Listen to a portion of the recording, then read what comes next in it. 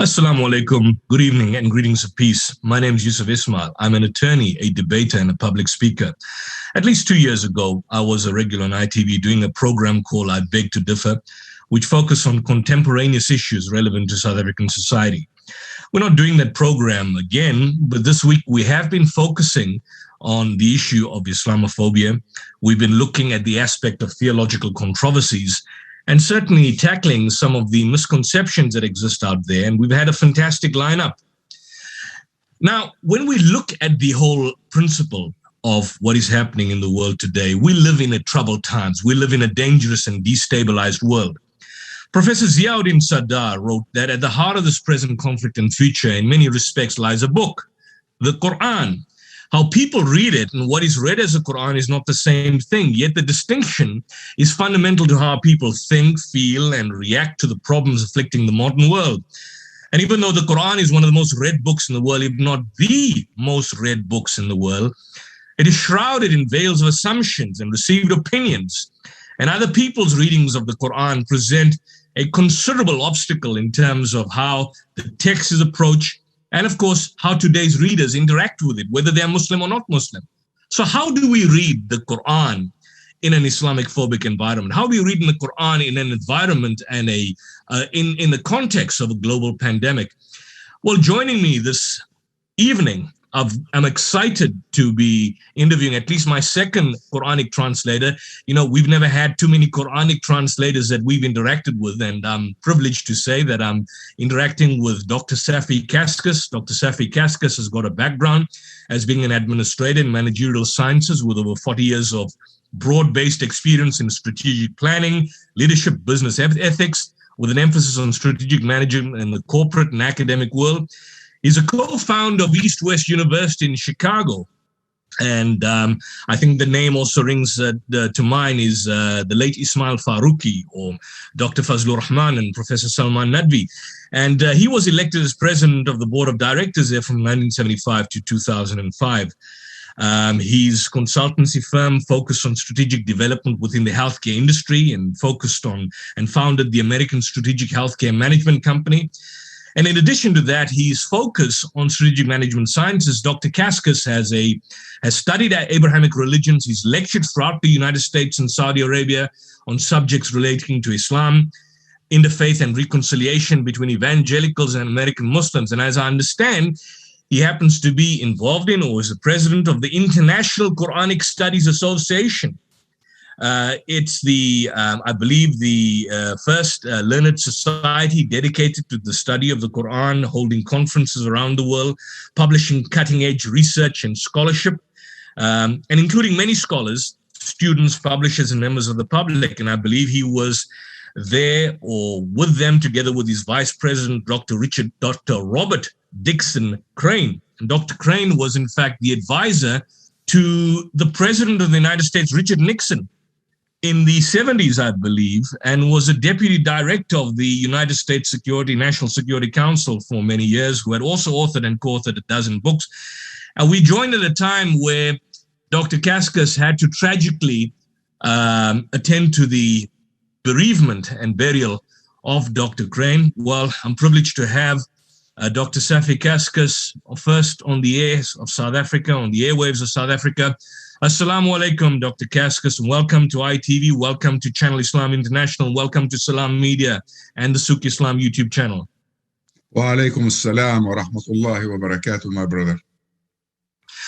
I want to start off with, I believe it's been a sad time for you. You've had to, I've read on social media, you've had to be involved in the burial and attending to the janazah of our good learned brother, Dr. Robert Crane. Tell us more about that. Yes, indeed. Our brother died a week ago on a Saturday. He was in my house Friday for lunch. We enjoyed his company and we discussed a lot of things, but the main topic was Iqra, our organization for Quran research, because we were preparing for an international conference. Then I took him back home in late afternoon. The next day, he met his maker. Actually, he died in the arms of his son. And he told his son, I'm dying, hug me. So his son gave him a hug, and he was gone. So it was a very blessed way to leave this planet and to join his maker. His son John was with us yesterday for the burial, and so was his wife. Originally, she did not understand what a Muslim burial would involve, but after we met her and explained the details, she was very graceful, and she gave us permission. She's the next of kin, so she has the permission in her hand. That would lead me to take this tragic issue and use it as a teaching moment for all Muslims in the West, and especially those who converge to Islam. Make sure you have a clear will. Make sure you spell out in your will exactly how you want to be buried. Because if you don't, you might leave behind tremendous problems to your dear ones, to your husband, to your parents, to the next of kin. So it behooves us to learn from our experience. And in the case of Dr. Crane, God bless his soul, we almost had a problem, but alhamdulillah, we didn't have one. The burial went as planned, and we had another brother who led the janaza prayers and the dua and everything. It was beautiful, alhamdulillah. And we said goodbye to our brother, and we prayed that he will wait for us and meet us on the other side, because we're all going there. Inshallah. Inshallah. Inshallah. And if I may just add this, some may not know that, would I be correct that Robert Crane was the advisor in the time of the Nixon administration? The same Robert Crane. Was it? Yes, he was. Yeah. Yes, he was much more in a much more important role than that. He also advised President Reagan, and he clashed with Henry Kissinger. He had a major clash with Henry Kissinger. As a matter of fact, the paradigm that Robert Crane had was compassionate justice. As a Muslim, he valued very much compassionate justice. Remember, his background is legal, and he was the first editor of the Harvard journal, legal journal. So his background was basically legal. So in his mind, justice that's not compassionate can be unjust. And in Islam, the Quran talks about compassionate justice. So, and his definition of compassionate justice was extremely humane. Any human being anywhere around the world will understand it and accept it. He and I had a meeting of the minds on many issues. We complemented each other in many ways. So his loss is a personal loss to me. Actually, part of me died with him. I'm sure of that. But we are very lucky because we have a lot of correspondence and that we keep.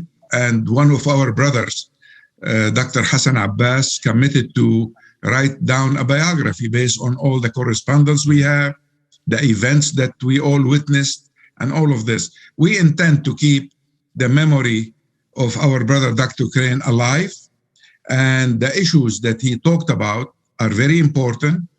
You see, in my own mind, being an American Muslim is very important today if we want to understand Islam in its purity, because those converts can look at the Quran with fresh eyes, which take us to your main topic, how to read the Quran today. Well, first of all, we need to read it very carefully, and we don't need to rush through it. And we need to take it from the shelf up in the house, the highest corner in the room, and bring it down to the table where it ought to be, and we need to consult it several times a day. We need to turn it from a holy book, and it is holy regardless, but we need to turn it from a holy book that we are scared of touching into a manual for our life, and use it and recall what it says to us, especially in its section of Risala. In my mind, the Quran is at least two books. The book of Risala, given to the Rasul, and a book of Nubuwah, given to Nabi, because Prophet Muhammad was both Nabi and Rasul. And the word Nabi, as probably you very well know, has the root in Naba. Nabi will always telling us things that we don't know otherwise, talking about things that to us were ghaib. Sure. So this is in Islam what prophecy means. It's not the same meaning in Christianity, for instance. Yes. A prophet for Muslim is not the same as prophet for Christians. And but this is why I'm using the Arabic term Nabi instead of saying prophet. Sure. Nabi is someone who's telling us about things that will happen, or telling us about the universe we're living in that was beyond us at that time, still beyond us at this time, although we are discovering what exists slowly. The universe is there, was there, and it's going to be there. And it's the work of Allah. It's a twofold approach, definitely. So yes, I want to take this. So on that point, Dr. Safi, and just to conclude that issue, may Allah give Dr. Robert Crane the highest stages and levels in Jannah. And certainly may his books and his articles on comparative legal systems, global strategy, may the author and his writings, in fact, share a long-lasting legacy, inshallah. I want to start off then with something which has excited me, and I get sometimes excited when I come across Quranic translations. You and I want the viewers to know, happen to be a translator of the Quran. You are there are not too many translators of the Quran in English nowadays, although there's many Quranic translations per dozen.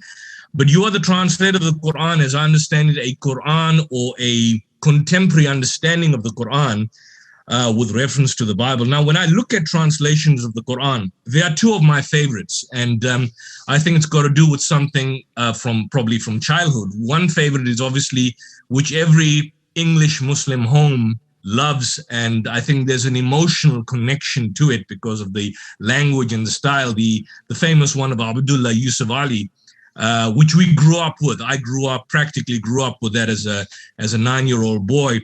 And the other one, which I kind of got introduced to in my teenage years, was a more, in my opinion, more scholarly one of Leopold Weiss or Muhammad Asad. And then, of course, the third one was the one by Sayyid Qutb, Fi Zilal al-Quran. Now, I never accessed the Arabic. I looked at the translation, the one that was done by Islamic Foundations. And then I've come across a more fascinating one in your country as well by this brother. You probably have heard of him, but it's a far more raw, politically biased Quran, the Ascendant Quran, an advanced English translation of the meanings of the Quran by Imam Muhammad Al-Asi from Washington, D.C. Now, you probably heard of him. I want to ask you, Dr. Cascas, what makes your translation unique when looking at these lists of Qurans that you see and that are popularly known and are in usage today? Basically, two things. I'm a strategist. I'm not a Quran scholar to start with. But I've been studying the Quran for at least 20 years, maybe. So my translation was my strategic response to 9/11. I live in the United States, and 9/11 affected me deeply. After 9/11, some Muslims disappeared, just went, hid home, and didn't want to talk to anybody, didn't want anybody to see them. They were hiding. Other Muslims sought comfort in numbers and went to Islamic centers and just join the community so they can have strength in numbers. My approach was to teach. I wasn't really afraid. I was, I was very familiar with the American mentality since I came to the United States in '69, long before 9/11. So I was very familiar with the people I'm dealing with, and I wanted to translate the Quran in a way that it will be understood, easily understood by an average young American with a high school education. So these were my target readers. So I was targeting my translation to these people with average Americans with high school education. So so as a strategic response, this will be one differentiation I have from other translations. I don't think anybody thought about doing a translation for strategic reasons. My second differentiation is because I'm going to that audience that I defined as my target audience, I use the simplest possible English language. And my translation is easy to read, easy to understand. For instance, I'll give you an example. The Quran is 30 juz'. So I gave a high school student, each high school student, one juz' in a school that I was working with. And I asked them if they encounter a word that they need to use the dictionary to understand, simply mark it with a yellow marker. And then we simplified it in a way that we remain faithful to the original Arabic. See, the key in translation is to be faithful to your understanding of Arabic, because the translation is only the translator's understanding of what he is reading. It took me 6 years to do my translation, and I could have done it in 1 year, simply because every time I translated 2 or 3 verses, I paused. I tried to check how I feel about this translation, whether my heart is telling me to proceed or to hold on or to search some more or to go and consult some traditional commentators first. In other words, I translated for an hour and prayed for hours, sometimes for days, for Allah to guide my steps to get the right meaning on paper. And I did not move forward until I felt that peace in my heart about what I'm doing. Still, I cannot claim that my translation reflects the meaning of the Quran. It only reflects my understanding of the Quran. If you want, I can go further and explain to you why I started Iqra last year, the International Quran Research Association. Yes. Tell us about that. Basically, last year, we had COVID starting and we were all at home, couldn't go anywhere. And as usual, I kept working on my Quran translation, although it was published in 2015. But since 2015, there is not one day that went by without me going back and trying to enhance the translation. Not enhance it so I would look better. Enhance it so my agency of communicating what Allah is saying will be better communicated to young people. Some of them are not even born yet. So that the job of a translator is never done. If I may ask you, sorry to interrupt you, but if I may ask you something before I forget it. Please. I saw the interview that you had with Professor Muqtadar Khan. And one of the points which he raised was the fact, now I'll be excited to look at your translation, but one of the points he made is that many of these translations are infested. And you look at the Khan Hilali translation as an example, a very literalist one, but one that is infused with parenthesis and sometimes, for lack of better translation, they include the transliteration of the Arabic text there's copious verses upon verses in parentheses. Do you not see the necessity for parentheses? Because I think I got the gist from that interview that yours was purely a kind of a literal word-for-word translation. How do you achieve that, bearing in mind that the Arabic grammar is very much different to the English? So sometimes you can't convey that in the English language without the inclusion of parentheses and, of course, the translator's gloss. Brother, you raised Hilali and Khan translation. Actually, you're being very kind calling it a translation. It's really it's terrible. It's appalling. But it's famously used by missionaries. They love that translation. Most polemicists, Jay Smith and people who are the Islamophobes, even Robert Spencer, they love the Khan Hilali translation. It seems to suit their agenda. It's badly translated. I'm not an Arab speaker, but I can see my stuff. It's very unappealing, but it's very popular. The Saudis have pumped that throughout the United States, throughout the world, more popular now than the Yusuf Ali translation. Brother, to be just to the Saudi, Hilali Khan was done by those Saudis. These Saudis today don't recognize it.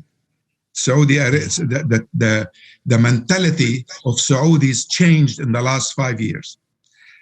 Wahhabism is no longer their ideology.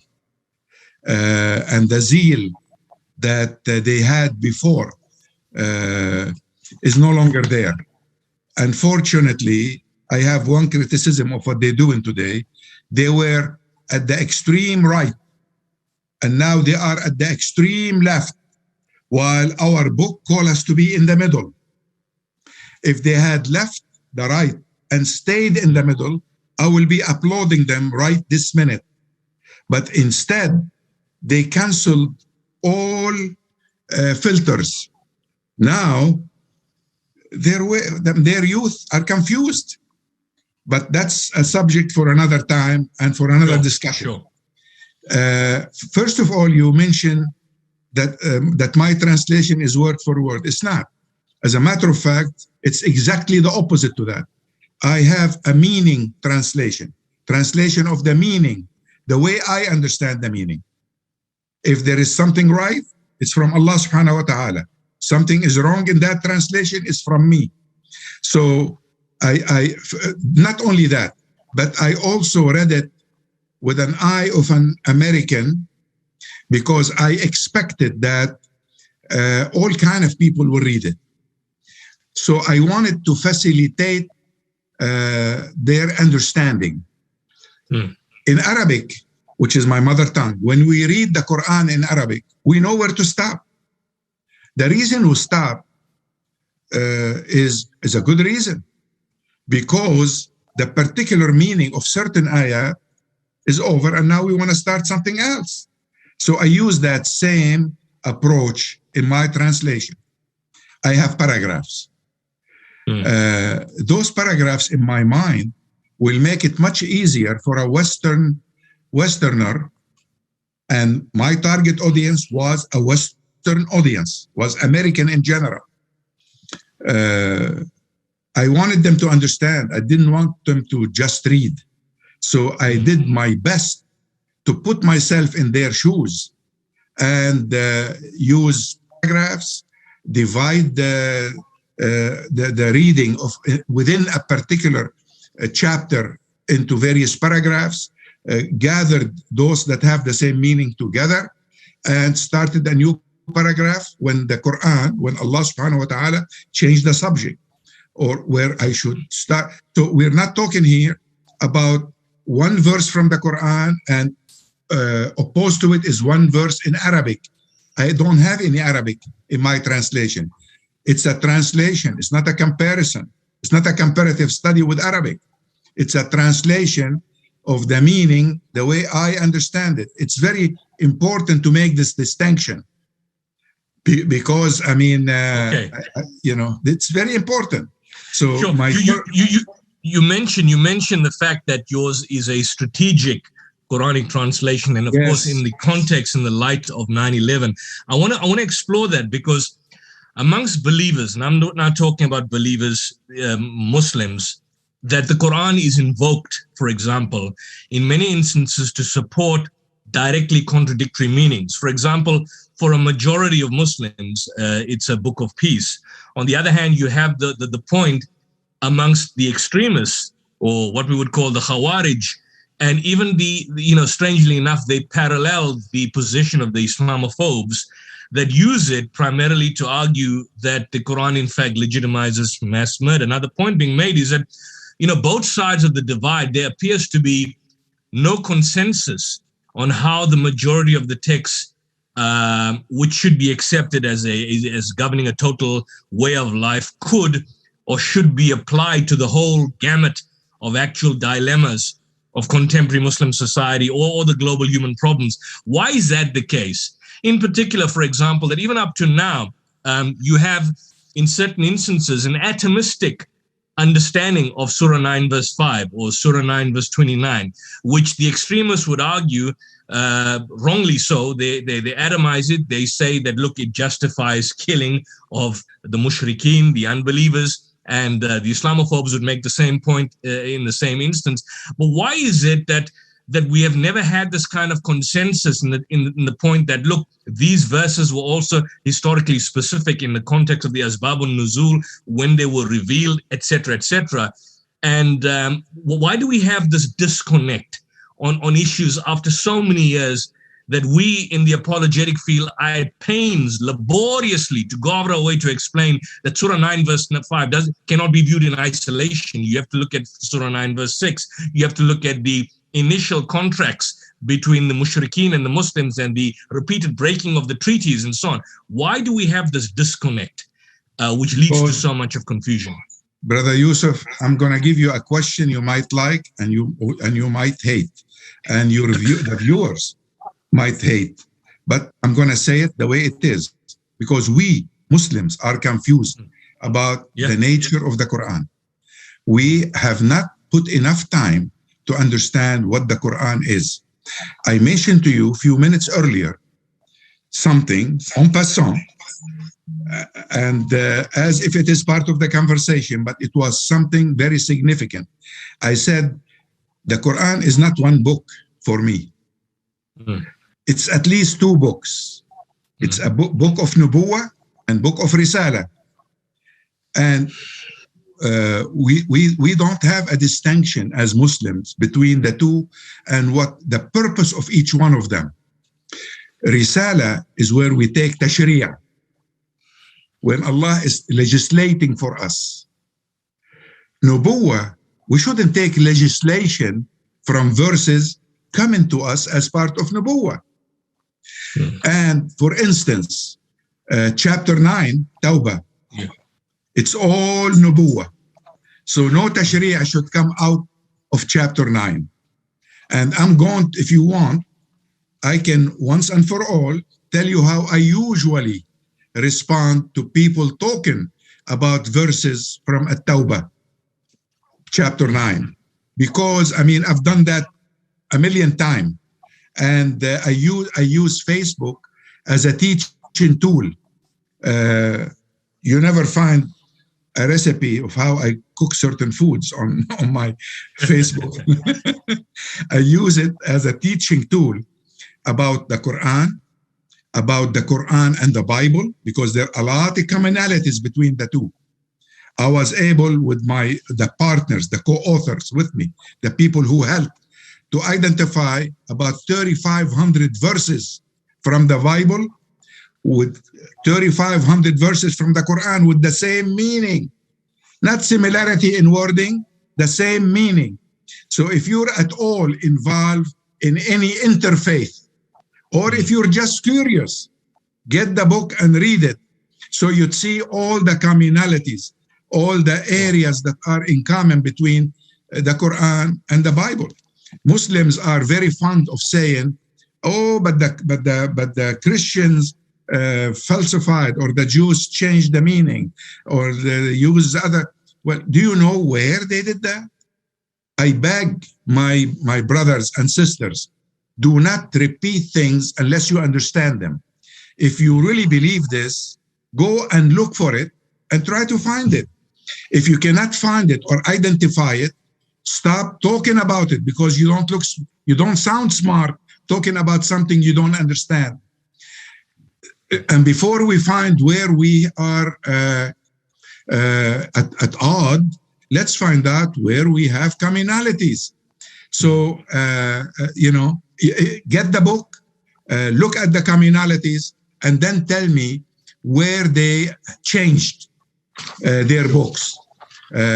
Just because the Quran told us that they changed, that doesn't mean we repeated like parrots without understanding what we're talking about. This is one side of the issue. The issue has multifaceted. It's a multifaceted issue. As a matter of fact, we can talk for 2 hours just about your question. Yeah. Your question is why Iqra was formed.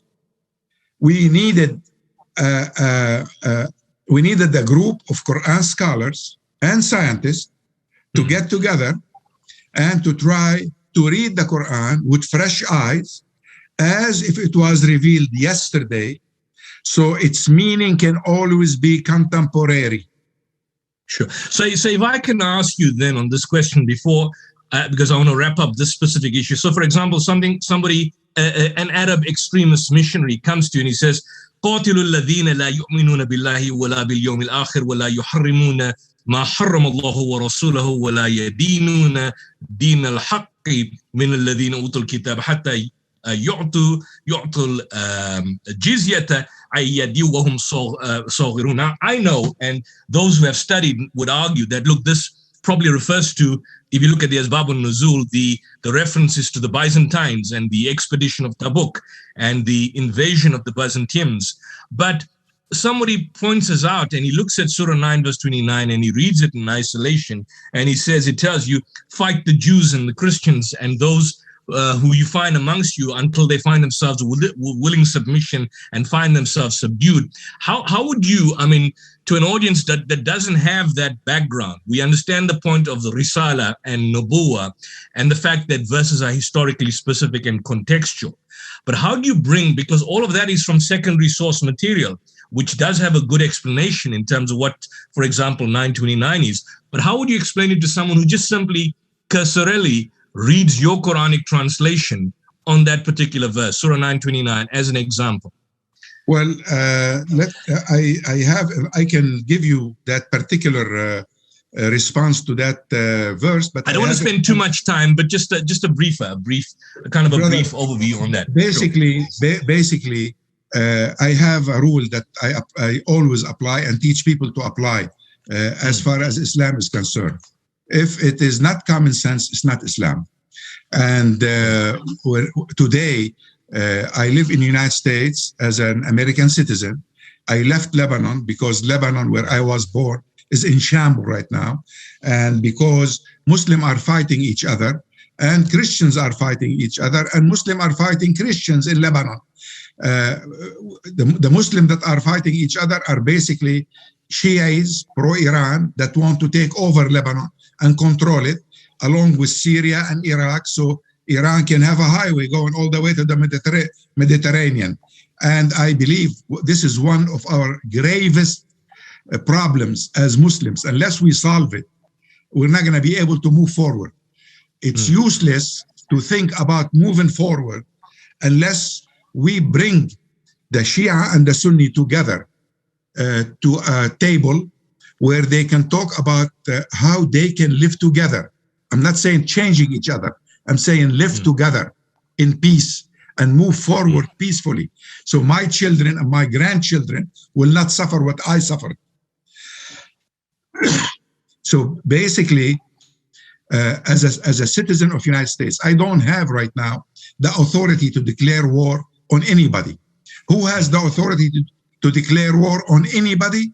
We have to have at least a state that unify all Muslims, where if the person in charge of that state call for self-defense, which is the only form of fight allowed as far as the Quran is concerned. I don't know of any other form that we can fight anybody unless we are in self-defense. So the one who declared that has to have the authority to declare it. I don't. An average Muslim don't. Some 10 Muslim who form an organization cannot declare war on anybody. In this days and age, those references are basically historic. During the time of Prophet Muhammad sallallahu alaihi wasallam, he was forming a state. That stage requires self-defense. There is not one time that the Prophet sallallahu alaihi wasallam declared war on mushrikeen, not on unbelievers, on mushrikeen of Quraysh specifically, unless it was in self-defense. He wasn't in love of fighting. He taught us, the Quran taught us to defend ourselves, but also taught us to be very merciful to the enemy and to love our enemy. لا تستوي الحسنة ولا السيئة ادفع بالتي هي أحسن حتى إذا الذي بينك وبينه عداوة كأنه ولي حميم. Our Quran call for loving our enemies, but also allow us to self-defense. So when someone, Dick, Joe, Harry, whatever they are, read a verse and think it's excessive because it's calling for killing, idol worshippers. First of all, there are no idol worshippers I know of today. Second, I don't have the authority to declare war. Third, please read 3 verses before that verse and 3 verses after that verse in order for you to get that verse in context. The Quran is not a book to be taken lightly. But always, when you read in a book, you find in that book what you're looking for. Sure. If you're coming to look for reasons to criticize the Quran, you're going to find them. If you're looking, I want to move on to then the next issue, and as we kind of draw into your translation, is that many of the classical mufassirin, and I'm talking about Ibn Jarir Tabari or Baydawi, Ibn Kathir, you look at Fakhruddin Razi, a lot of these commentators were based, as I understand, when you look at the tafsir, on verse-by-verse analysis, looking at the asbab al-nuzul, looking at the context, looking at the grammar, the syntax, legal implications. And when you look at the contemporary traditionalist commentators, 2 comes to mind, one being Sayyid Qutb. I'd love your opinion on him, and Maulana Maududi, Tafhim al-Quran. And myself personally, I've only had access to their voluminous translations, but they seem to adopt the same method, this verse for verse by verse method, whilst at the same time infusing it with some degree of an ideological prejudice. Now, if you look at, for example, someone like Sayyid Qutb, he would make the argument, and you probably would know this, that he throws scorn at the rational school or at the school of the Mu'tazilites. He argues that you need to dispense with reason and rationality when looking at the Quran. And obviously he comes from that environment where he was tortured and oppressed by the administration in Egypt. But is that a contributing factor? These 2 translations that come to mind, Qutb and Maududi, do you believe that they were highly influential in terms of the kind of more radical streams of Islam that you see within the world today? And I'm not talking about ISIS. I'm talking, for example, if you look at Salafis. You're talking about the Salafists. Although the Salafists would obviously, the Salafists would reject Qutb. They would describe him as Ikhwani. They would describe Maududi as Jamaat al-Islami. They would reject them in a broad sense. But it seems to me that there was more of a greater influence, for example, to Abdullah Azzam, who was the teacher of bin Laden, or, for example, the organizations in Egypt, Khalid Islambuli, or many of these other organizations that come to mind. Not so much ISIS, which is what's your view on that? Help me out with that. I'll make it easy on you. You read about Maududi and you read his translation. I met him. I met him. I was one of those who were in love with him, and in love with Ikhwan, and in love with all those Islamic movements who are trying to give me pride as a Muslim. But as I got older, I became wiser.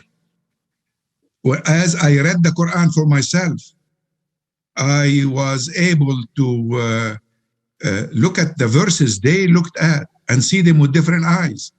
The difference between... What was the problem with Maududi? What was the problem with Maududi and Qutb's analysis? I'll be a little bit more general in my response to you. Yes. Actually, they all share the same problem. They looked at the historic tafasir, the classical tafasir, as if they had some degree of holiness to them.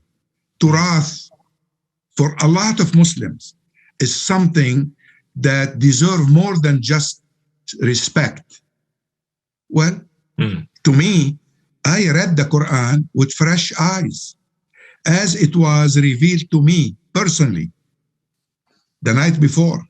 And now I'm reading it without the baggage, without the culture, without all this heritage that I have. I've read the heritage. I respect our own heritage, and I want to build on it, but I want to build with fresh eyes. I'm a citizen of the 21st century. I don't live in the 7th century, and I don't accept the hadith. خير القرون قرني ثم الذين يلونهم ثم الذين يلونهم. At least I don't accept it with the understanding that the Salafis understand it. I don't know what the Prophet ﷺ was talking about. There is no doubt that he and his companions represent the best of times.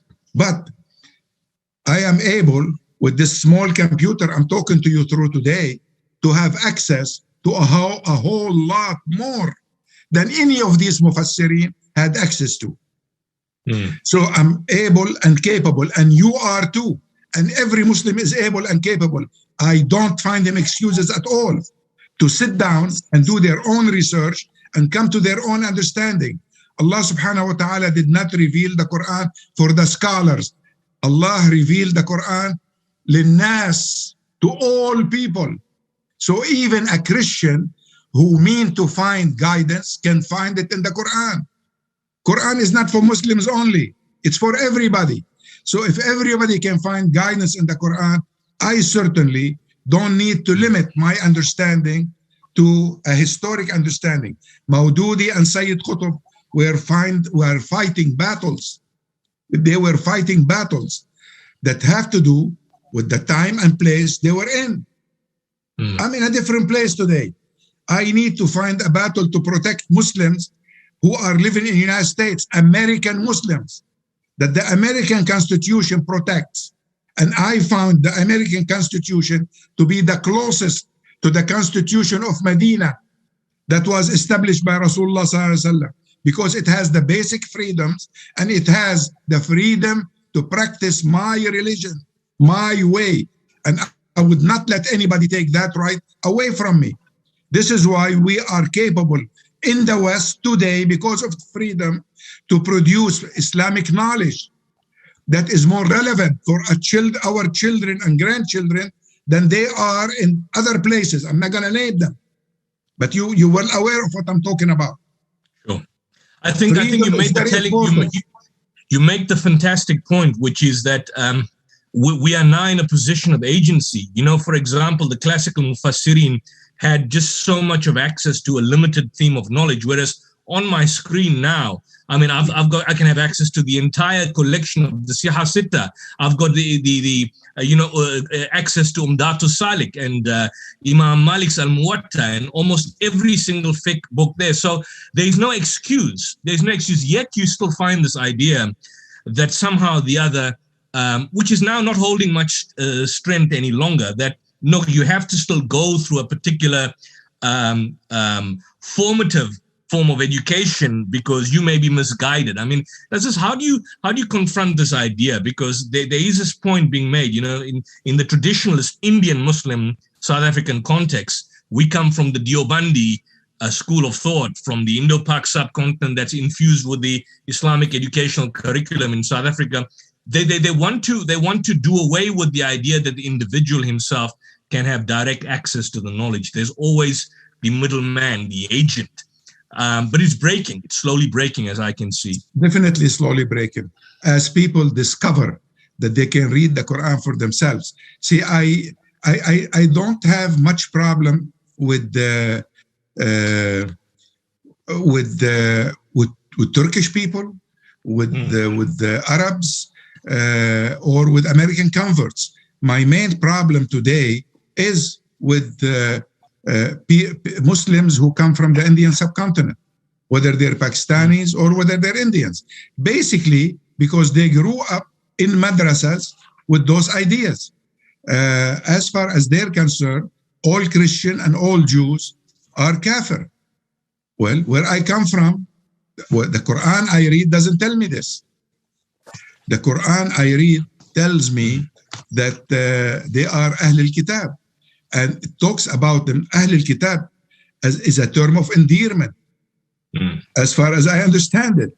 So what I try to do is explain my faith lovingly. I'm not challenging them with my faith.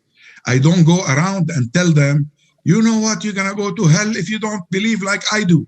Well, why do I need to do this? What I need to do is find the commonalities that exist and build bridges on these common grounds toward them. And I have partners from the Christians and the Jews who are willing to build bridges toward me and my Muslim community at this time. Look, Allah in the Quran emphasized pluralism as a way for people to live. And the first application of the Quran was the Rasulullah sallallahu alaihi wasallam, when he was asked to lead the town of Yathrib with the two major idol-worshipping tribes that were fighting each other and 3 Jewish tribes. So, when they came to him to pledge allegiance, he said, wait, not yet. They said, what do you mean? He said, well, I am preaching a religion that's contractual. Anything we want to do, we sign a contract. If we want to get married, we sign a contract. If we want to go to business, we sign a contract. Now you're asking me to lead you, and I have to give you a contract telling you what are your rights and what are my rights, what are your duties and what are my duties. And he gave them the first social contract in history. Muslims don't talk about this. Our esteemed ulama act like as if the Dustur al-Madina doesn't exist, as if the Medina constitution is not there. It's the first sunnah mu'akkada that we have a copy of in practice and in words. It's there. Now they're studying in American universities. Why don't we teach it in our universities? Why don't we use it as an example to explain what Islam stands for? This is a clear example of this, a system of governance in Islam practiced by Rasulullah sallallahu alaihi wasallam. And we should be doing this, but we're not doing it. So I have the freedom here to look at the Quran with fresh eyes. I have the freedom to see it as if it is revealed to me personally. And to tell you the truth, when we call on contemporary mufassirin of the Quran, the most contemporary that I know of is Muhammad Shahrur, for instance. And people don't mention Muhammad Shahrur. His understanding of the Quran is very contemporary. And he insists that the Quran should be always read with contemporary eyes. So look, my job in the United States is not to fight the Islamophobes, is to converse with them, is to dialogue with them, is to try with confidence show that what I have is good for me as well as it is for them. You know, we American Muslims don't want to change the American Constitution. What we want is to make sure that it is implemented. I want to raise this point because I think you've gone straight into the next question, which was actually my next point, and it's just like we've blended into that. Is that I do want to focus on the aspect of this kind of salvific or salvation inclusiveness to other faiths, in particular, the idea of the plurality of religions or the plurality of different communities and different religious communities. It is a constant recurring theme in the Quran, plurality of religions.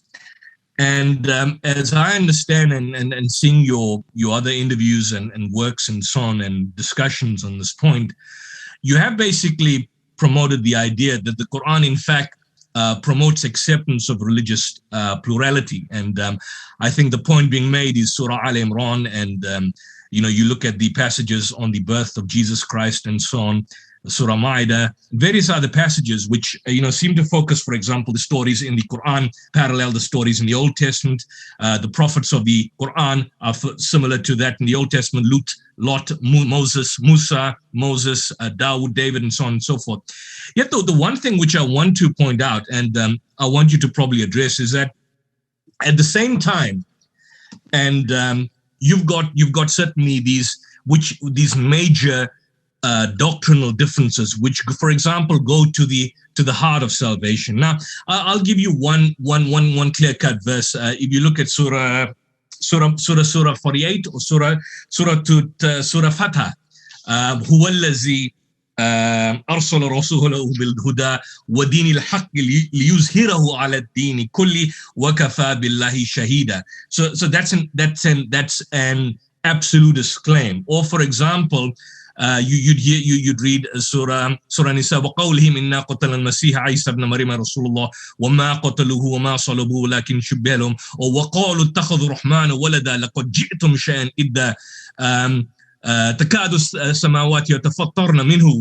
And these are strongly worded verses and passages in the Quran which don't condemn the individual, but certainly condemn or attack the doctrinal position. And of course, you've got the fallback position in Surah 109. قُلْ يَا أَيُّهَا الْكَافِرُونَ لَا أَعْبُدُ مَا تَعْبُدُونَ وَلَا أَنَا عَابِدٌ مَا عَبَدتُّمْ وَلَا أَنْتُمْ عَابِدُونَ مَا أَعْبُدُ, and so on. You've got these fallback positions. So the question I need to ask is, how do you reconcile this? Yes. It's لَكُمْ دِينُكُمْ وَلِيَ دِينِ. It's not and go on. The last verse is the most important. لَكُمْ دِينُكُمْ وَلِيَ دِينِ.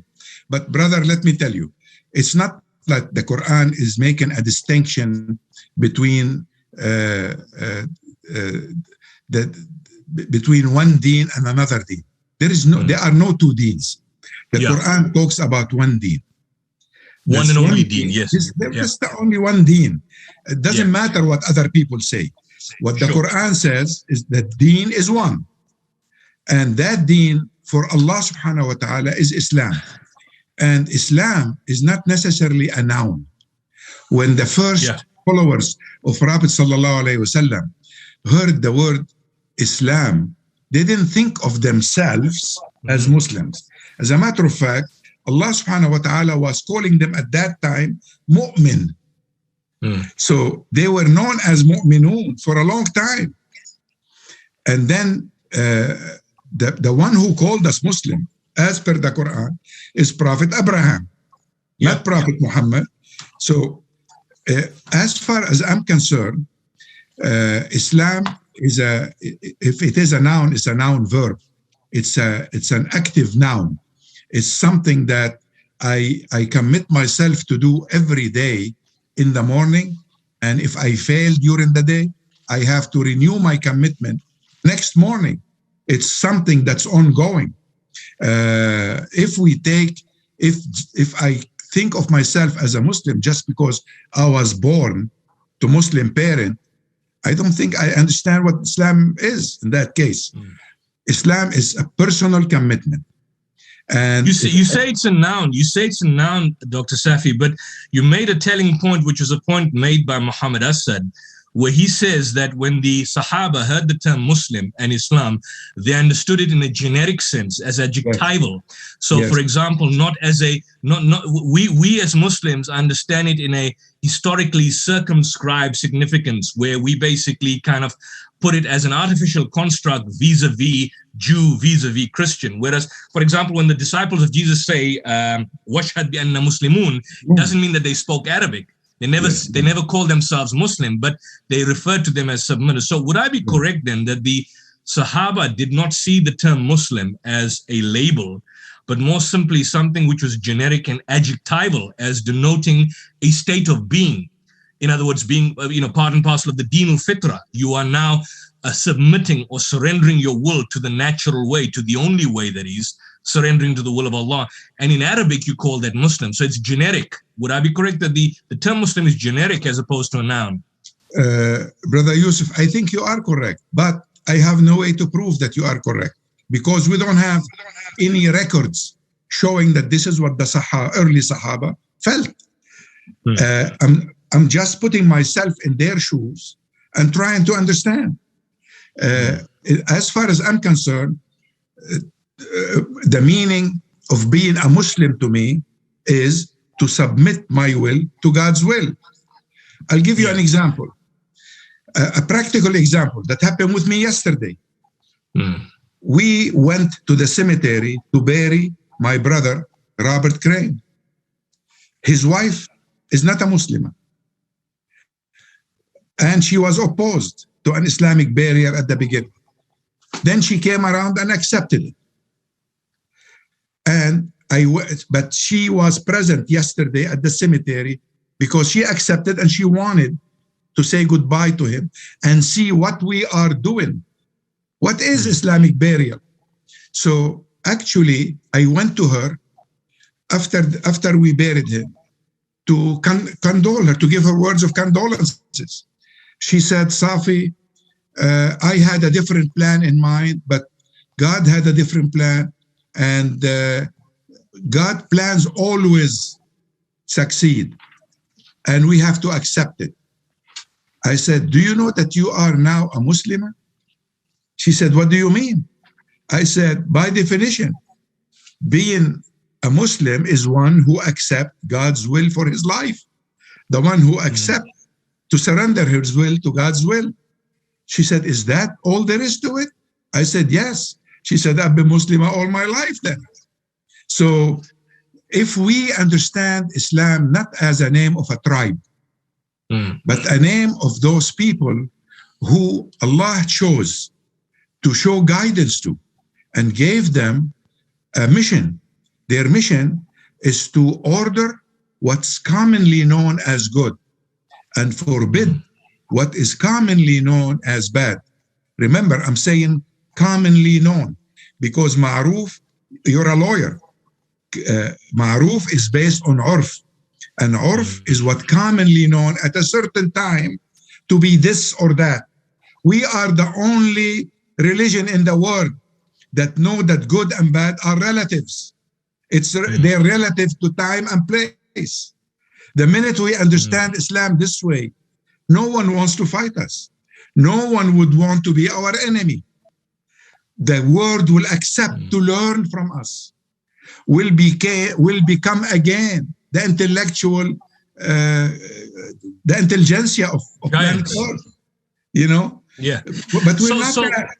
We're not that, and that's a tragedy. How would you then, for example, in your context, in the American context, and you hear this all the time, and we are faced with this all the time, you have a situation of polemical Christian missionaries who are aggressive towards Islam and antithetical, attack the Prophet Muhammad, peace be upon him, attack the Quran, and at the same time make the claim that there is no other salvation unto heaven other than the death and the murder and the blood of Jesus Christ. Now, surely this all-inclusivity that you are talking about, this plurality, which I actually love, cannot be applying to these kind of individuals, because on the one hand, certainly they have put themselves in a position where they are antithetical and they're antagonistic towards Islam. But on the other point, from a doctrinal point of view, The Quran, for example, does make strong points on the issue of the divinity of Christ,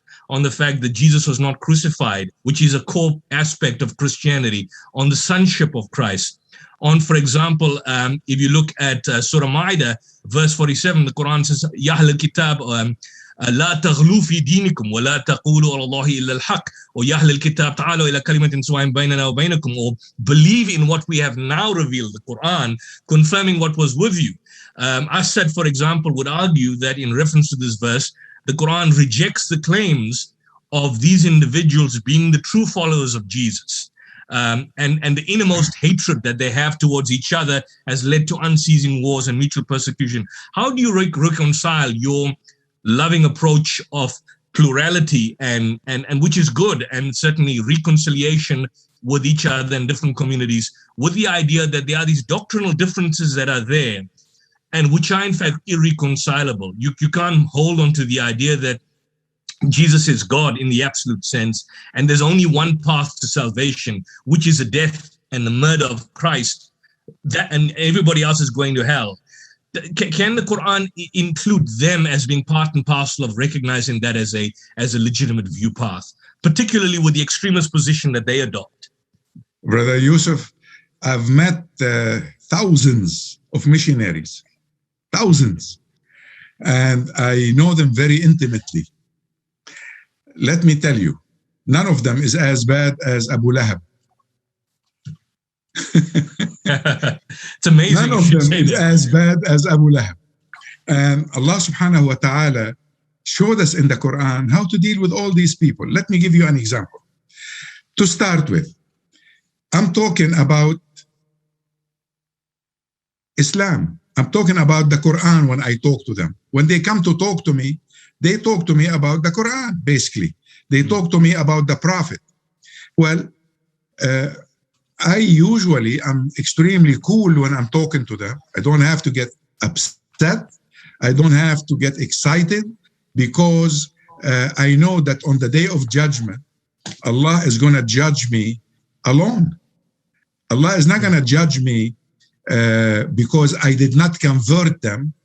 Allah is not going to judge me because I wasn't able to bring to Islam thousands of those people. Allah is going to judge me based on my own deed and my own intentions. My own intention is to have peace on earth, which was the intention of all the prophets, including Prophet Muhammad sallallahu alaihi wasallam. My job is to be a good ambassador of Prophet Muhammad sallallahu alaihi wasallam. And if those people have eyes that can see and ears that can hear, many of them will see what I'm saying as something good and will get more curious about knowing more. And some of them will accept Islam. Mind you, Hidayah is not it wasn't in the Prophet's hand, and it's not in my hand. Remember when the Prophet wanted his uncle to say one word, La ilaha illallah, kalima, ya ammah kalima, ashhadu laka biha and Allah, I'll be your witness with Allah. Just one word, say it, please. He won't say it. He would not say it. So the Prophet, after pleading with him for a long time, left the room with tears coming down, and Jibreel came immediately. إنك لا تهدي من أحببت ولكن الله يهدي من يشاء. You, Muhammad, cannot guide those that you love, but God guides whom wants to be guided. This is another difference between my translation and other translation. The one who guides, it's not that Allah chooses those Allah wants to guide. No, Allah guides those that want to be guided. That's a major difference in understanding our purpose on planet Earth. Because if Allah guides those God wants to guide, then we shouldn't have a day of judgment. If I ask me, well, why weren't you guide us? Because you didn't guide me. But when guidance is our choice, because we have a free will, then God will hold each one of us responsible for their deeds and the way they live their life on earth. Let's stop at this idea. We have freedom to choose. So when I meet a missionary, a tremendously offensive missionary, one who hate Islam, hate the Muslims, wish we were never created on this planet, I still deal with him with love. The Quran doesn't ask me to kill him. The Quran doesn't ask me to kill anybody. The Quran asks me to be the best I can in showing, proving this religion to others. So my behavior matters. I behave with love. This is the way I understand the Quran. And the Quran in 548 tells me, compete with those people in doing good. This is, as far as I'm concerned, that particular verse is the way I live my life. It says, we have assigned each of you a law and a way of life. If God had wanted, he could have made all of you a single community. But instead, he is testing you by means of what he has revealed to you. So compete in doing what is good. You will all return to God, and he will clarify these matters about which you have differed. This is 548. And to me, 548 is very important because it is telling me how to live my life and my role on earth and the role of all these people. I will meet them. I will sit with them. One day, a missionary, the largest missionary organization in the United States is called Frontiers. And Secretary General asked me one day, who was a friend of mine. He and I were engaged in discussions for years. He met with me and asked me to meet with all his missionaries from around the world. They are failing to convert Muslims. And he wanted me to talk to them. I said, you want me to meet with your missionaries who are failing to convert Muslims and try to show them how to convert Muslims? He said, yes. So you got to be crazy. Then I prayed and I pleaded with Allah subhanahu wa ta'ala, why are you putting a man like this in my way? How am I supposed to deal with this? To make the long story short, I was ordered to go. The thoughts that came to my mind, go. I sat down with them, listened to them for 2 days. They were actually complaining. In plain English, they were bitching about not getting their salaries on time, about not being comfortable with their own selves. The senders sent them for one mission. The government that received them under a different pretense. And the people they talk to, they represent themselves as something else. 3 identities. They are not comfortable with who they are. And they were talking about not getting enough money to have nice apartments, not being able to have their wives and children with them. So 2 days later, when it was my turn to speak, I said, guys, I listened to you for 2 days. You never mentioned Jesus once. I read Jesus and talk about Jesus much more than you do. If you haven't talked about Jesus, what are you coming to Muslims for? We have something in common with you. Jesus' teachings, not your idea about who Jesus is, Jesus' teachings. When I was 16, I took Jesus' teaching from Matthew and all the other gospel and marked them in yellow marker, and took them and compared them to what the Quran teaches me. I didn't see any contradiction, although to understand what John quoted Jesus to say, you need to be on the Sufi side. You need to read Ibn Arabi. But when you're reading the others, the other 3, you don't need to anything. You just need to think about it. Jesus did not say in the first 3 gospels anything that contradict with the Quran at all. So I said, if you want to find something common with Muslims, go and talk to them about Jesus. Don't talk about doctrine. Talk about what Jesus taught. And then you'll find commonality with them. Then you will find out that they're welcoming you. And you will find out that you don't need to convert them because you share a lot. When it comes to salvation, though, I have my own approach to it. And here's my approach. There is no original sin in the Quran. The Quran taught me that when God installed the program for freedom of choice in Adam, tested that program and told Adam, go and eat from everywhere here except that tree. It could have been any tree. And Adam, for the first time since he was created, felt that now he can choose to eat or not to eat. Never felt like that before. Before he was like the angels. They're ordered to do something and they do it. But Allah meant for Adam to have that extra level that put him above the angels. You have freedom, and I want you to come to me based on your freedom and intellect. The two work together.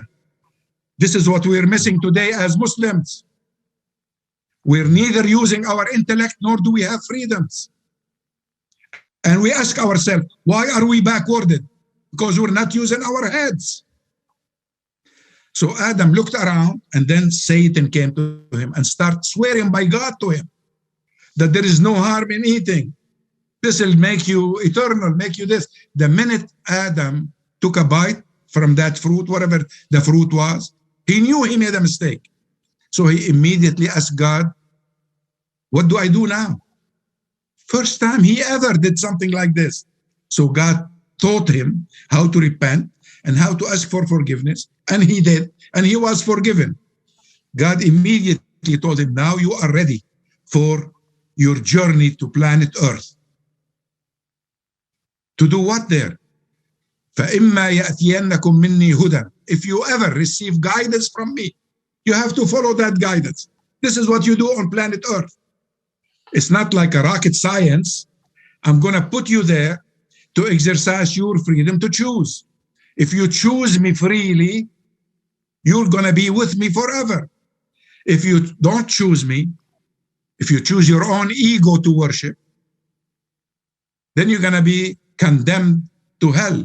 But I'm going to continue to give you chances for repentance as long as you are living and still have that free will. By the way, if you don't have free will, you're not responsible for any of your deeds. Yeah. If anyone is forcing you to do what you're doing, to reject me, you're not responsible. One of those forcing you is maybe there is no one to tell you what your purpose on earth should be, and you didn't find it on your own. Another way, if mass media is bombarding you with wrong information and confusing you, so you weren't able to choose me freely. All this we need to talk about. This is my understanding of نفاثات في العقد. Mass media.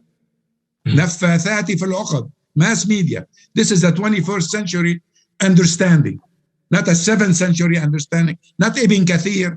Ibn Kathir was not exposed to mass media, was exposed to oppression by the Khalifa and his cronies, but not mass media. I'm exposed to mass media, so I have to understand it differently. Absolutely.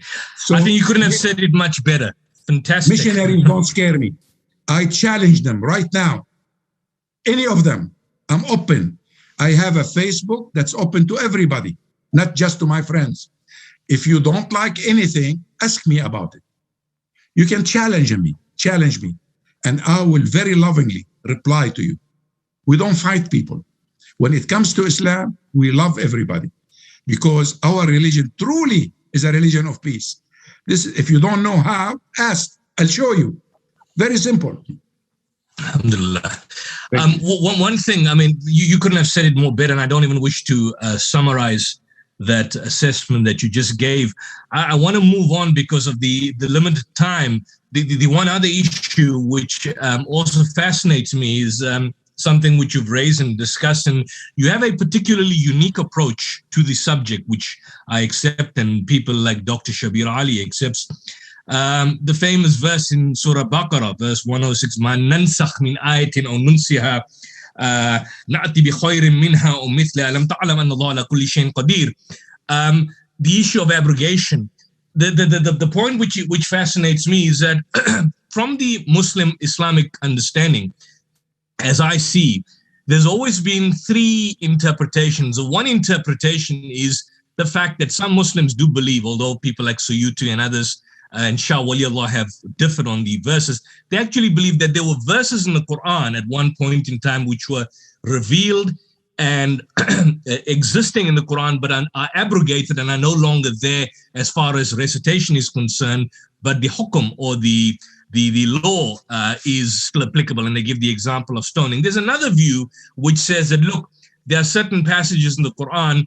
One example is they ask you about alcohol and wine and gambling or intoxicants, saying them is harm and benefit. Or when you, for example, approach salat, do not approach it with an intoxicated mind. And then finally, the abrogation, and so that abrogates the previous recited verse, which I don't necessarily agree. But the point being made is that you've got a distinct approach, which in fact I have no problem with, where you claim that there is no abrogation. As I understand it, the abrogation referred to the Quran is an abrogation of the previous biblical dispensation. Would I be correct? Is that your position, that it's the previous biblical dispensation, the Mosaic law, that is done away with, and now it's in fact done away with this new revelation? One could argue Sharia, although it's not, that's also a debated point, but that the abrogation is not the abrogation of the Quranic verses per se, or the recitation, but in fact an abrogation of the ayah is a previous revelation, not the ayah as in verses. What's your take on that? First That's of all, idea.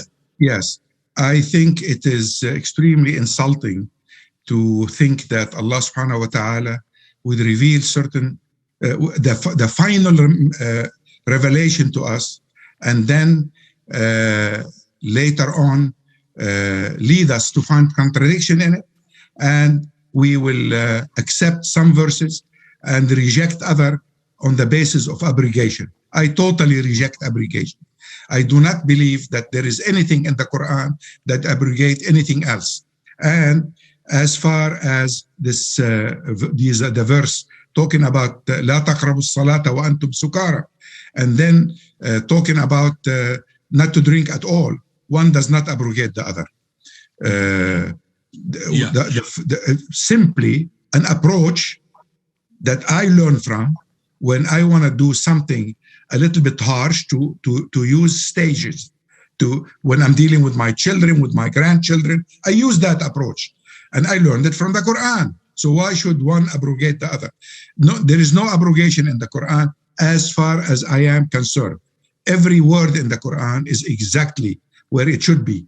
By the way, I don't believe there are synonyms in the Quran. I believe every word in the Quran was chosen by Allah subhanahu wa ta'ala specifically to convey a particular meaning. And he doesn't need to use synonyms at all. He's the best of authors, and he did give us the best of books when he gave us the Quran. So there are no abrogation, there are no synonyms in the Quran, and I don't see any reason for abrogation. I read the Quran and understand it fully. Not understand it fully in what Allah meant. I understand what he's trying to relate to me, at least on a certain level. I don't see any need for abrogation. And at the time when our esteemed scholars were obsessed with fiqh and with legislation, do you know why our scholars were obsessed with legislation? Because they were living under systems that were dictatorial, where there is no law that governs people. So in order for whoever is governing them, whether it's a Khalifa or a Wali or whatever, in order for them to find a way out, they ask the fuqaha to create a law that governs people within that city or within that state or within many states.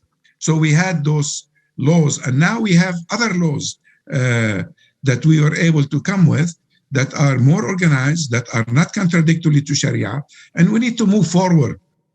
I'm not stuck in any century. I am, like I told you before, a citizen of the 21st century. I look at the Quran with 21st century eyes. I see the historic approach in front of me on a computer screen, and I am able to see through all this without any problems for me intellectually.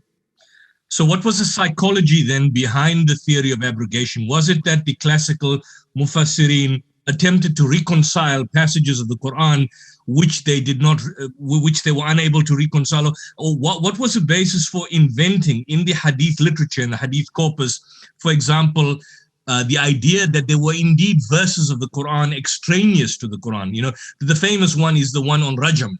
You know, the argument is that that Umar allegedly stated, Hazrat Umar stated that I fear that people will no longer recite this verse on Rajam and will not basically engage in this act of stoning. What was the psychology behind then the invention of these passages of the Quran, or a shaykhu or shaykhutu, the one in Surah in Surah Nur, I believe, where, you know, as opposed to a zani was zaniyatu, there is another verse in the hadith which speaks about the elderly, you stone them to death. There was a verse in relation to that. What was the psychology behind the idea that there were verses extraneous to the Quran, which are in fact contained in the hadith corpus, but now are no longer there because they abrogated? There must have been a psychology behind the people who were making these narrations, and that are being used to indict Islam and the Quran. I'll respond my own way. First of all, Rajam.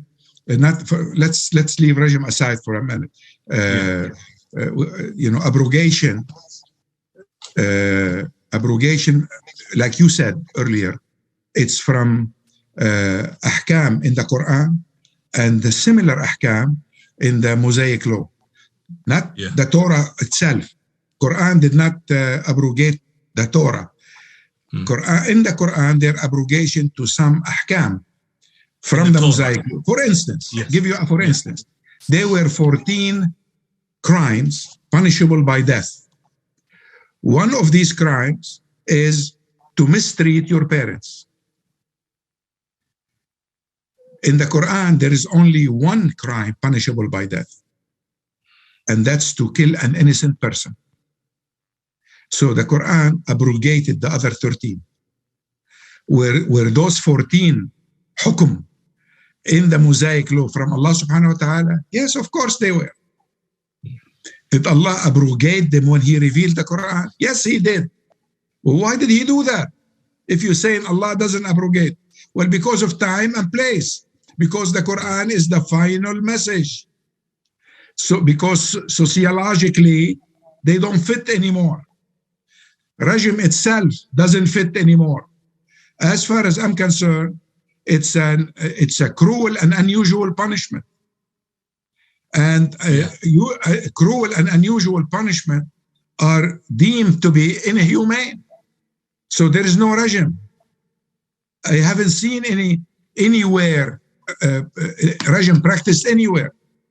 And I doubt it was ever practiced in Islam. I doubt it. But anyway, I don't want to project my idiosyncrasies too much here.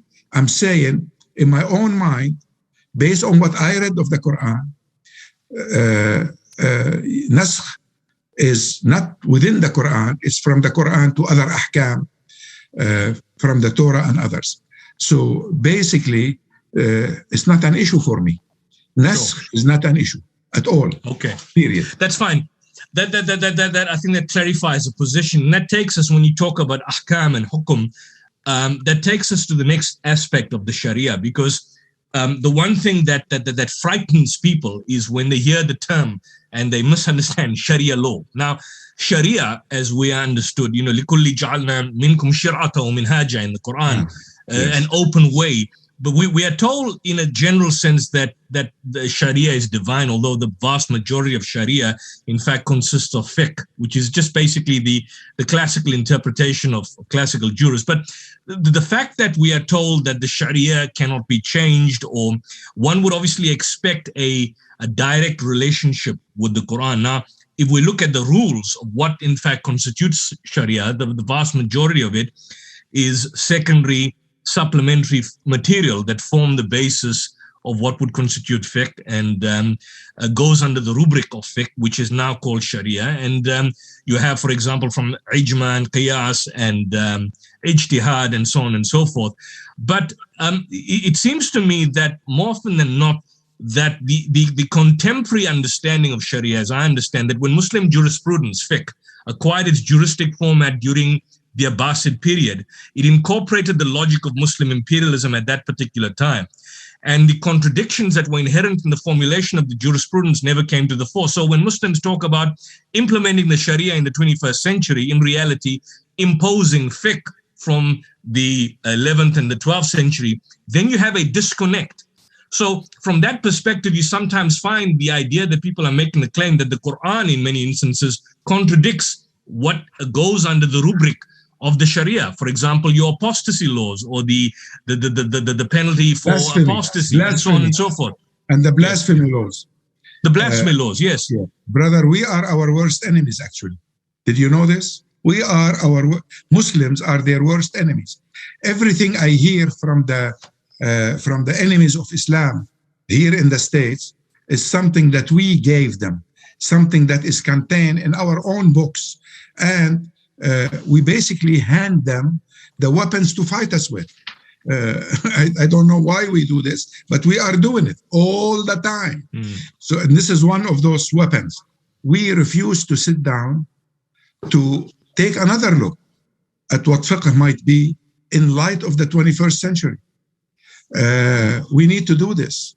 Why is ijtihad stopped? I mean, are people engaging in ijtihad now in fiqh, the International Fiqh Academy and your organization? Are people doing that? I mean, I know when it comes to Islamic economics and banking, that is happening somewhat, although they try and merge it with the Western form of banking. But in a broad sense, do you see that shift and transitory aspect happening at this juncture? Ijtihad, were you developing a new fiqh for the 21st century? Well, this is where the importance of Muslims in the West come to play. Here, I couldn't, for instance, if I was living in Egypt, I can't talk about this subject at all. I will be accused of blasphemy. I'm rejecting what they call, I should know, something that should be known to me from Islam, and I'm rejecting it.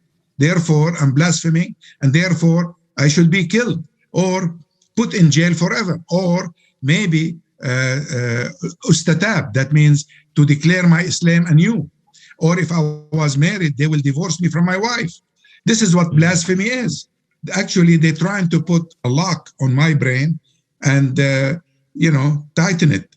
So I don't think. I'm saying Allah gave us brains to use. Maybe we have a complete fiqh, maybe we don't.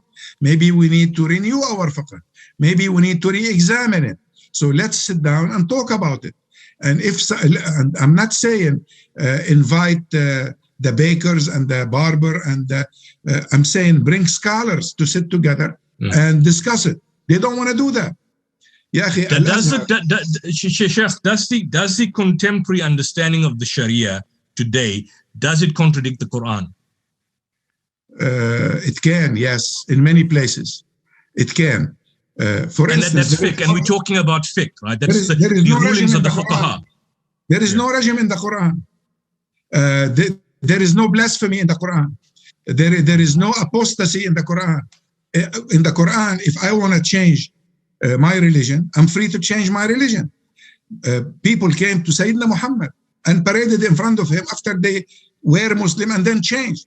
He didn't order them killed. So these ahkam that are severe, we need to look at again. No, when they point out, for example, إنما جزاء الذين يحاربون الله ورسوله ويسعون في الأرض فسادا أن يقتلوا أو تقتلوا أو يصلبوا, when that is used as a basis for blasphemy laws, as an example, or apostasy, although Assad, for example, says that أن يقتلوا أو يصلبوا أو تقتلوا means slain in great numbers, but many people use that as an example to implement a punitive measure on blasphemers and apostates and people who commit apostasy. I disagree. Yeah. Simply, I disagree. It's up to them to understand the verse any way they want. And it's up to me to disagree. And I disagree because we have the First Amendment of the Constitution where I live. Egypt doesn't have a First Amendment of the Constitution. You are not free to express yourself. Although after years of working on the Quran translation, I paused one day and asked myself a question. What is this book trying to teach me? What's the essence of this book? And I kept thinking about it until I realized the central idea that I got out of the Quran is freedom. Allah put us on earth to choose him freely. Freedom is essential for us to be good Muslims. Islam cannot be accepted forcefully. لا إكراه في الدين. You cannot tell people, you cannot talk about Islam, and if you do, we're going to throw you in jail. This is not Islam. Islam is so sure of itself, it will allow anybody to say anything. And if I don't like it as a Muslim, I will write a book about it, denying it. I will write articles denying it or refuting it. This is what Islam is about. When ولولا دفع الله الناس بعضهم ببعض لفسدت الأرض. Allah subhanahu wa ta'ala is telling us in the Quran that he repels one with us with the other, one bad idea with a good idea, and vice versa. And from that contradiction, you will have basically a dialectical struggle that comes out with something that's much better. Again, we didn't talk about how to read the Quran today. And I really want to say a couple of words about this. That's more useful than to debating fuqaha. Go ahead. What would be the best way to read the Quran? Tell us. Yeah. Like I told you before, very carefully, and you need to try to engage the Quran. The Quran is a book that came for you personally. Try to engage it. Try to discuss what it's saying within you, even with a loud voice. Oh Allah, did you mean to tell me this? Or is it that you mean to tell me? Engage the Quran and build a dialectical relationship with it. Over time, if you read it 10 times, 20 times, 30 times, I don't know how many times I've read the Quran, but I've read it many, many, many times. I have that dialectical relationship. I might start with an idea, then I test it by reading, looking for it in the Quran. And what I find sometimes is a third idea. And this is how you engage the Quran. And this is what each one of us need to do. I know your voice is slightly going, so we're going to wrap up. But since we are dealing with Islamophobia, and I'm going to focus on, I want you to also come back to the issue of the best way to read the Quran. One other issue is the fact that the issue of power and politics, and in an Islamophobic environment, this is extremely important. But the power and politics is discussed in the Quran through both the historical verses, the muhkamat, as well as the mutashabihat. There's persistent talk about transgression. There's talk about corruption. There's talk about dealing with tyrants. I believe Surah 89, Surah Taha, chapter 20, verse 43, the story of Fir'aun. You, for example, have aspects of the people of Ad. They're described in the Quran how they became tyrants. And then, of course, man in general is described as a khalifa, or generically a vicegerent, a trustee. Every human being is a khilafah. Yet when we talk about politics from the Islamic point of view, the one fear and mad fear that is in the minds of the Islamophobe and amongst those who come from the Islamic movement and whatever other organization is the idea of establishing a caliphate or khilafat, whatever the case is, or this kind of obsession with the decline of the Uthmani Caliphate or the Ottoman Caliphate, and now kind of re-engendering steps. And you've got, for example, I think this famous organization in the United Kingdom. I mean, you've got Hizb ut-Tahrir. Hizb ut-Tahrir, I believe that came from Egypt. Ikhwan, although not as prominent as it was in the past, and even now more radical groups establishing the caliphate. Now, Khalifa is a generic term in the Quran. Every person is a vicegerent. Explain the dichotomy there between the understanding of the word Khalifa and the Khalaf, the vicegerent, as contained in the Quran, and this mad obsessive quest where people want to basically create this global Caliphate, with each and every person basically claiming to be a Khalif, whether it's Abu Bakr Baghdadi, the madman, or whether it is, at one point, even people were talking about Saddam Hussein being the head of the Khilafah, as mad as it is, or, in Egypt, under various guises and organizations. Explain the dichotomy there and the problem with the understanding of the Caliphate as contained in the Quran. Look, I understand the word Khalifa as Allah mentioned it in the Quran as trustee. As trustee. Allah subhanahu wa ta'ala created this particular planet for us and made it ideal and very hospitable for us. And people sometimes breathe but don't realize how merciful Allah is that made that combination of oxygen and hydrogen in the percentage that it exists in, so they can breathe it freely. And I valued what I have here for free on this planet, because a year ago I was in a ventilator at the hospital, and the bill for the ventilator was very high. And then I'm COVID positive, Sheikh. I am COVID positive as I speak, but not as bad as you had it. I tested positive a few days ago. But alhamdulillah, Allah has given me the strength. I'm not that bad. I'm just slightly run down. But Allah give everybody shifa out there. I'll do dua for you, inshallah, because I don't want you to go through the same thing that I went through. It's not a pleasant experience. But Allah made all this available to us on earth, and we treat it as if it is our right to have it, Actually, we don't have any rights to it. Allah gave us the use of it, but it's His, it's not ours. And He can withhold it from us anytime. He made a trustee to it. If we do good on this planet, if we take care of it, then we're worthy of living on it.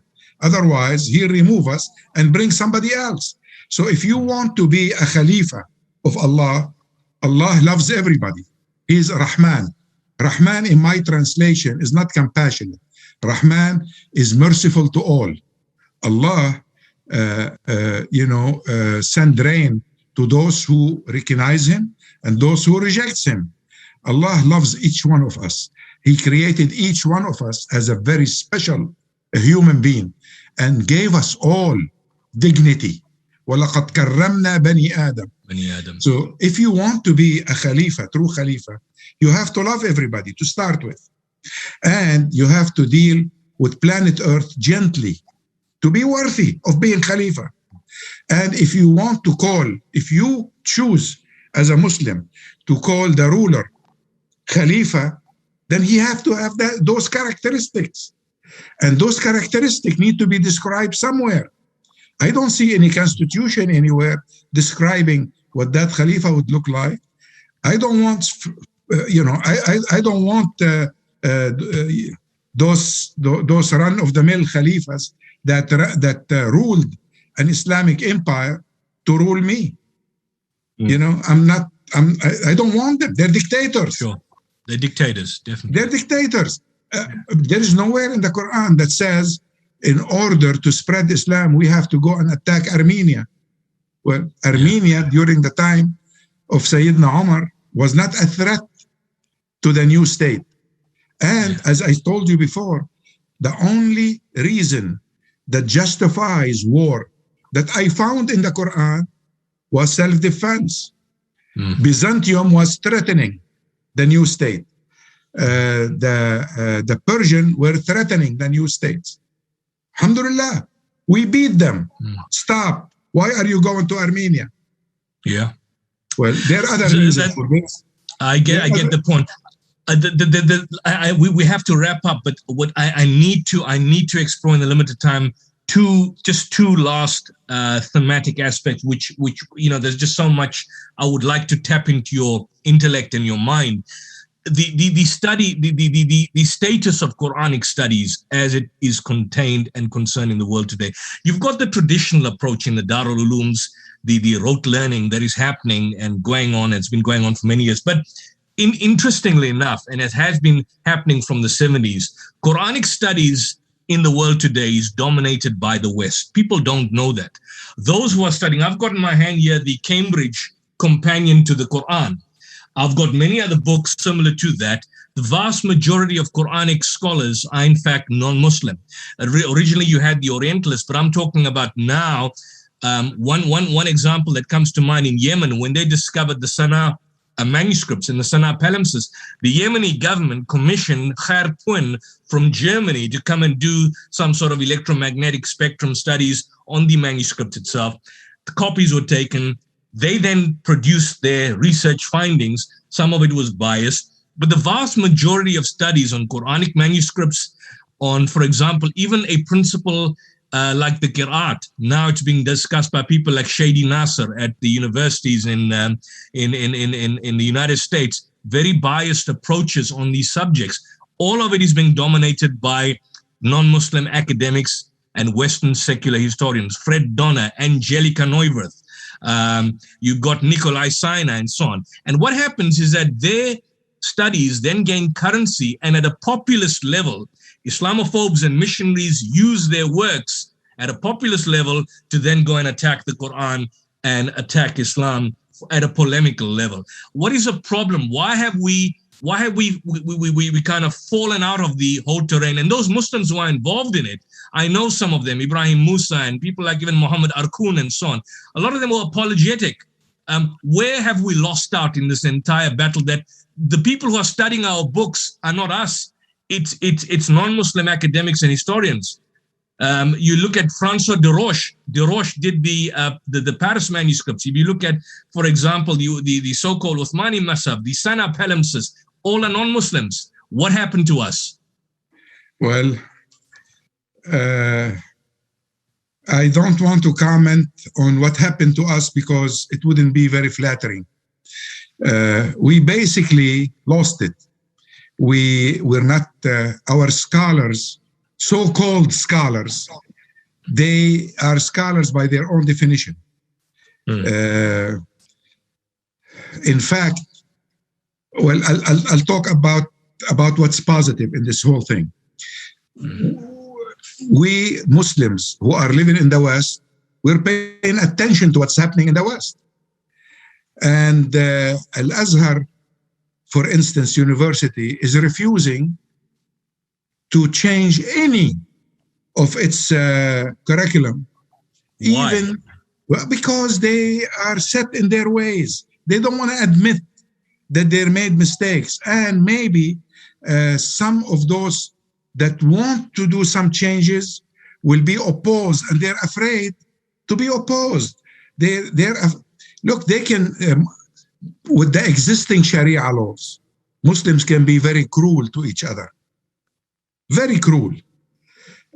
Sheikhs like Muhammad al-Ghazali, for instance, who rejected some of the principles that they're talking about, like naskh. They don't talk very kindly about him, although he spent his life in Al-Azhar. So what I'm trying to tell you is, positively, we are definitely calling for all of this to change and for Muslim scholars to start paying attention to what's happening in the West, because the West is going to continue polemically to attack the Quran unless we pay attention to what they're doing and try to show that. For instance, the minute look, before the Sana'a manuscripts, they didn't have much to talk about when it comes to the Quran, because all the stories we have were kind of unified. The history of how the Quran was gathered were the same. So they couldn't penetrate and do something terrible to us. But I'll take myself as an example. Before I started my translation, I chased all the manuscripts that were attributed to the first century. I went to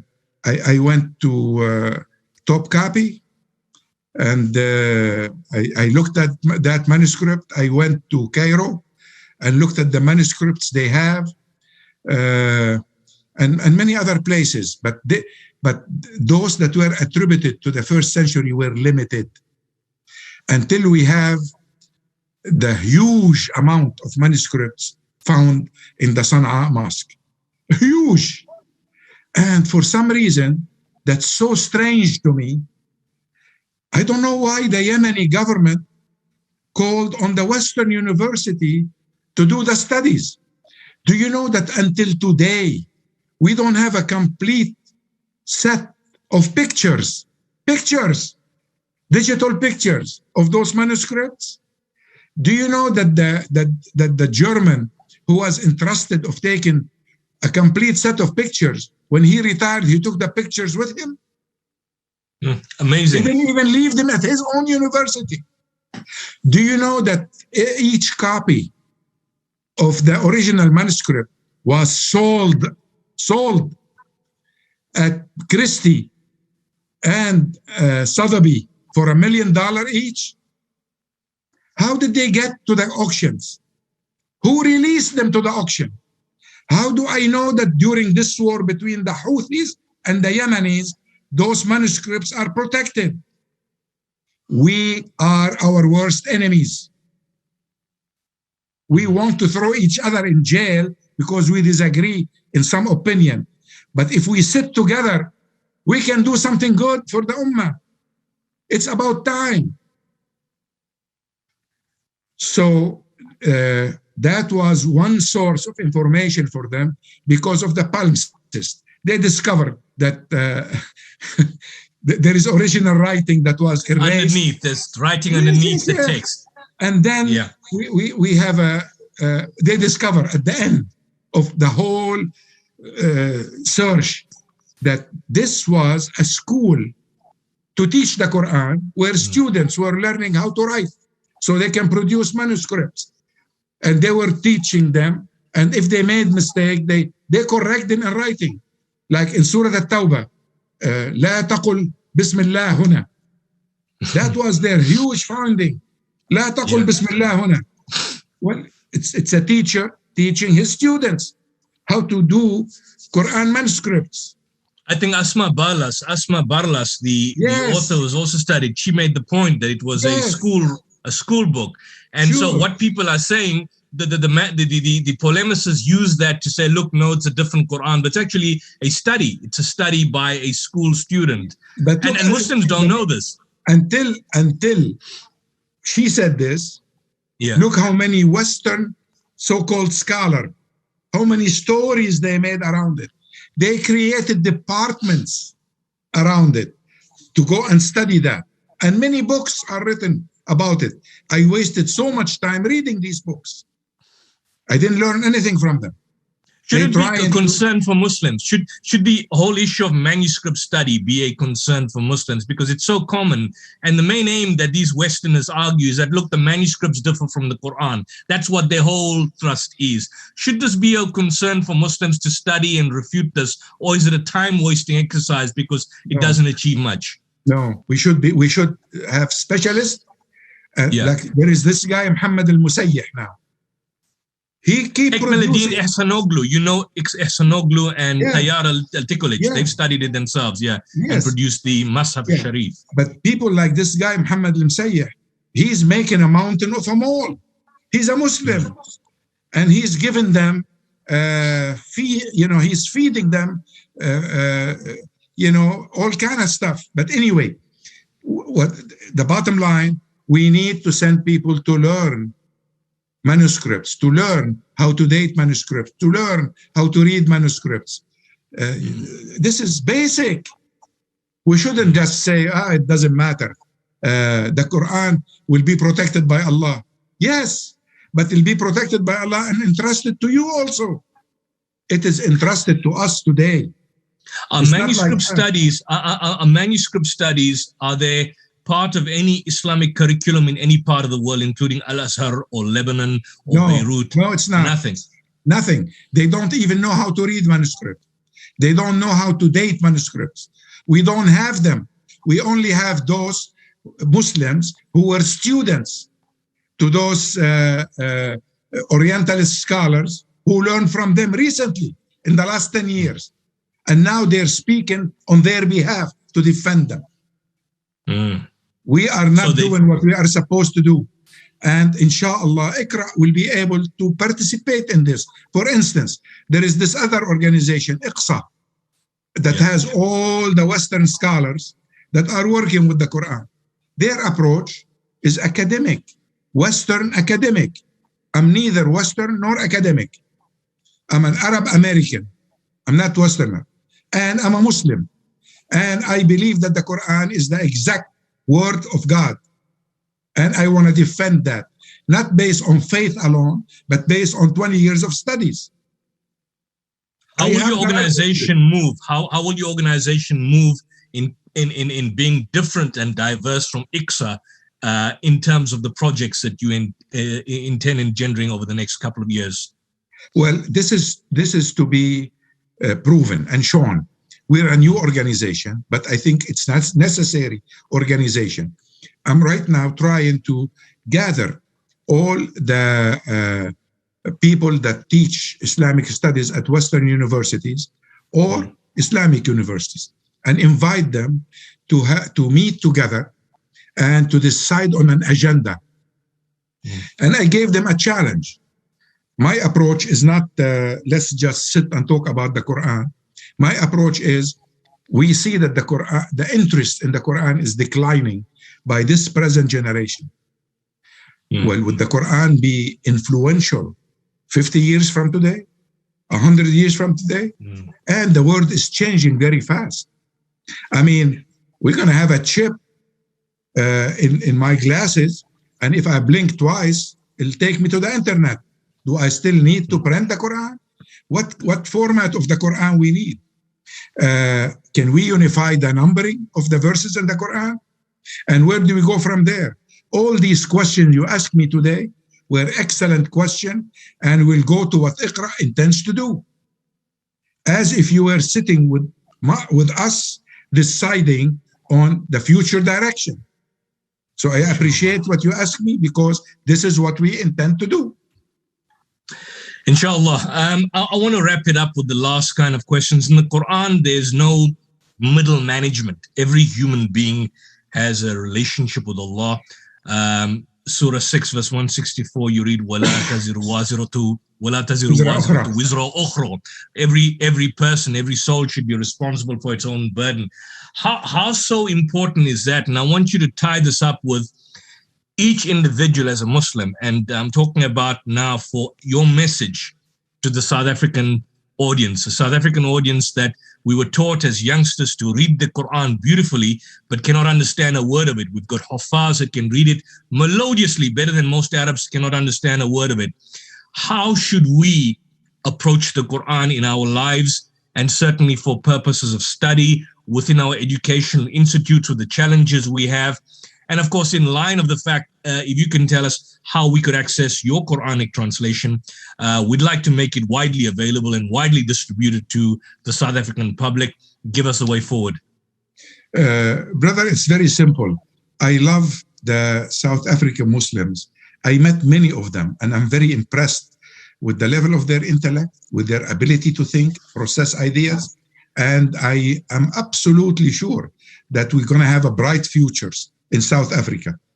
And what we need to do, and I know every Muslim house in South Africa, household, has at least one Quran in their home. And I know that they place that Quran in a beautifully decorated bag made out of very nice fabric and all of this. And it is on a very high shelf in the room. Take the Quran down to the table. This Quran is for you to read, understand, and implement. It's not really for barakah only. It has plenty of barakah in it, but that barakah will be multiplied by millions if you read it, understand it, and try to live it. Don't let the ulama tell you what the Quran says. Find out for yourself. And there is nothing wrong with reading a translation.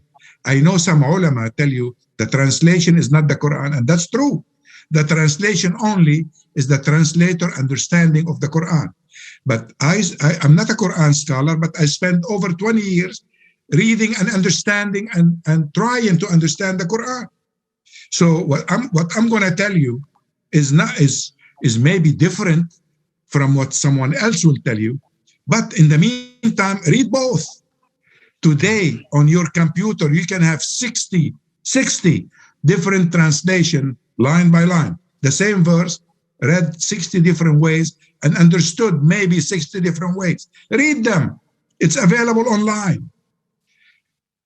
The deadly mistake will be to leave the Quran on the highest shelf in the room. That's the deadly mistake.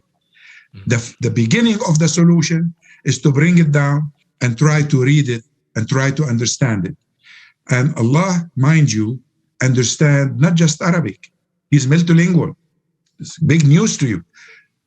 Allah is multilingual. He can even read minds. Even if you thought about wanting to understand, He knows your needs and He'll supply you. He'll give it to you. He's very kind, especially when it comes to the Quran. No one of us can give you what you want. Allah will give it to you and put the understanding in your heart. So do it for yourself. Do yourself a favor. Try to read to understand. This is basically my advice. One last point.